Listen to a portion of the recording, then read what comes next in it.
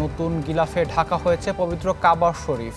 ঐতিহ্য বজায় রেখে এই বছরও পরিবর্তন করা হয়েছে কিসওয়া নামে পরিচিত কাবা ঘরের গিলাফ।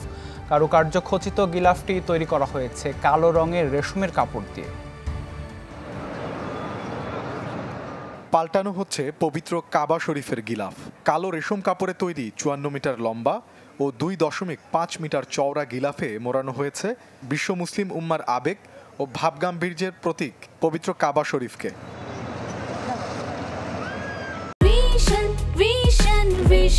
100% কপার কন্ডেন্সারে তৈরি ভিশন ফ্রিজ, তাই গুণে মানে অটুট থাকে বছরের পর বছর। ঐতিহাসিক পরম্পরায় সাধারণত হজের দিন গিলাফ পরিবর্তন করার রীতি, তবে এবার হিজরি নববর্ষের প্রথম প্রহরে বদলানো হলো গিলাফ।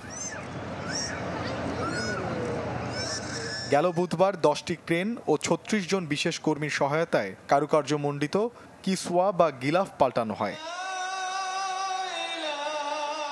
বর্তমানে গিলাফের বাইরের কালো কাপড়ে ক্যালিগ্রাফি করা হয় স্বর্ণমণ্ডিত রেশম সুতো দিয়ে। এতে প্রয়োজন পড়ে 120 কেজি সোনার সুতা, 700 কেজি রেশম সুতা ও 25 কেজি রূপার সুতা।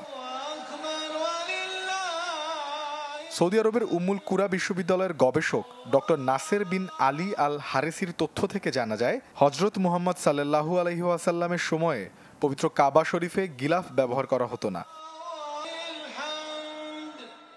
পরবর্তী সময়ে হজ যাত্রীদের কাবা প্রদক্ষিণের সময় কাবাকে ক্ষতি ও ময়লা থেকে রক্ষার জন্য ব্যবহৃত হয় কিসওয়া বা গিলাফ।